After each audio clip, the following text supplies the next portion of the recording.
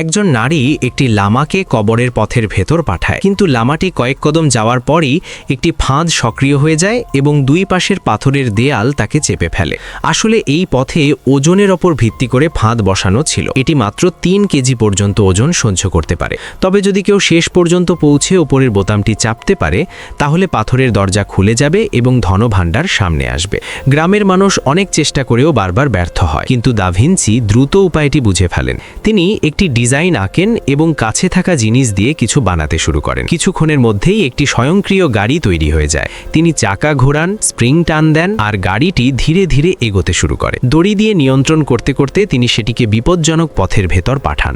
গাড়িটি ফাঁদের অংশ পার হয়ে যায়, কিন্তু শেষে একটি ঢালু জায়গা আসে যেখানে গাড়ির গতি কমে যায়। শক্তি প্রায় শেষ হয়ে যাওয়ার সময় সেটি শেষ পর্যন্ত পৌঁছে যায়।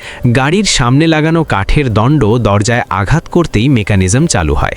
দা ভিঞ্চি তৃতীয় দড়ি টান দেন আর লম্বা দণ্ড উঠে বোতামটিকে চাপ দেয়। দরজা খুলে যায় এবং সব ফাঁদ নিষ্ক্রিয় হয়ে যায়। সবাই দ্রুত ভেতরে ঢোকে, কিন্তু সেখানে কোনো ধনভাণ্ডার ছিল না। ছিল শুধু একটি পাথরের সরু সেতু, যার প্রস্থ 3 ইঞ্চিরও কম এবং নিচে ছিল গভীর খাদ। এটাই ছিল দ্বিতীয় চ্যালেঞ্জ। দা ভিঞ্চি প্রথমে এগিয়ে যান। সামনে একটি পাথরের দরজা ছিল যেখানে অনেকগুলো চাবির ছিদ্র ছিল।